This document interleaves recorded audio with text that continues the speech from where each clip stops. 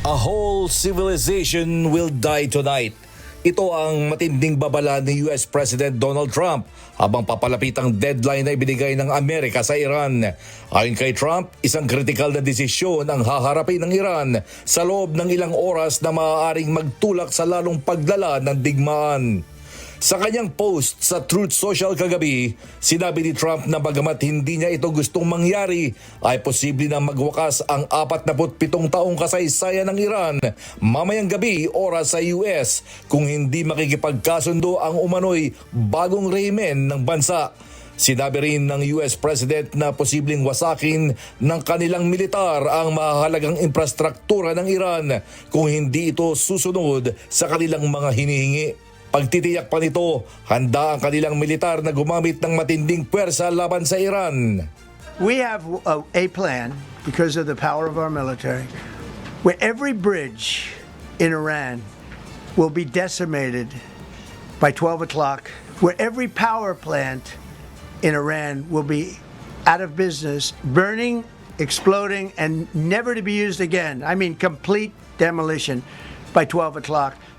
Kabilang sa mga target ang mga tulay, power plants at ibang kritikal na pundasyon na mahalaga sa ekonomiya at pamumuhay ng mga sibilyan. Samantala, nilinaw ng administrasyon ng US na hindi lamang ito basta babala at tiniyak na nakahanda silang kung hindi magbabago ang takbo ng usapan sa Iran. They've got to know we've got tools in our toolkit that we so far haven't decided to use. The President of the United States can decide to use them, and he will decide to use them if the Iranians don't change their course of conduct.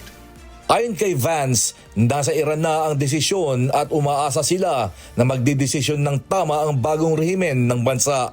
Dagdag pa ni Vance, umaasa ang US na makakatanggap sila ng sagot mula sa Iran ngayong araw, ngunit nakahanda silang kumilos anumang sagot ang kanilang matanggap. We feel confident that we can get a response, whether it's positive or negative. We're going to get a response from the Iranians by 8 o'clock tonight. I hope they make the right response, because what we really want is we want a world where oil and gas is flowing freely. Binigyan din ng US na malaki ang epekto ng sitwasyon sa global economy, lalo na sa supply ng langis at enerhiya sa buong mundo.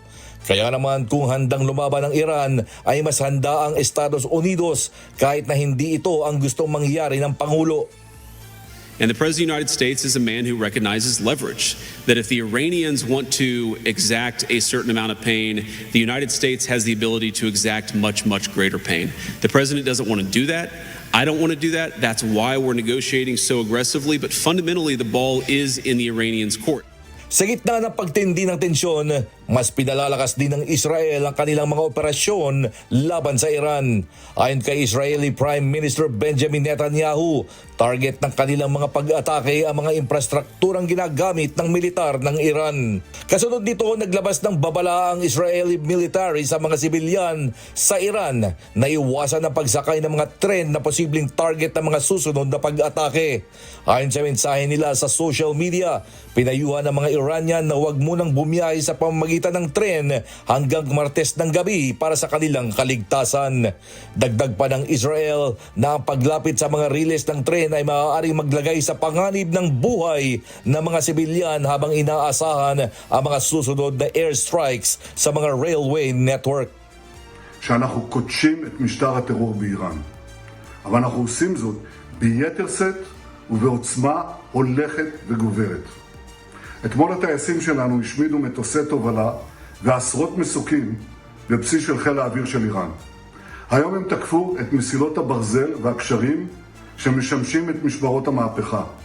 Sa ulat ng Israeli Defense Force o IDF, walang tulay na ginagamit ng Iranian military na ang napabagsak ang mga pag-atake ng Israel, kabilang ang nasa Tehran, Karaj, Tabriz, Kashan at Qom. Sa ngayon, nakatutok ang buong mundo sa nalalapit na deadline na maaaring maging isa sa pinakamahalagang sandali sa kasaysayan ng lumalalang sigalot sa gitnang silangan. James Bontuyan, humahataw sa balita ngayon.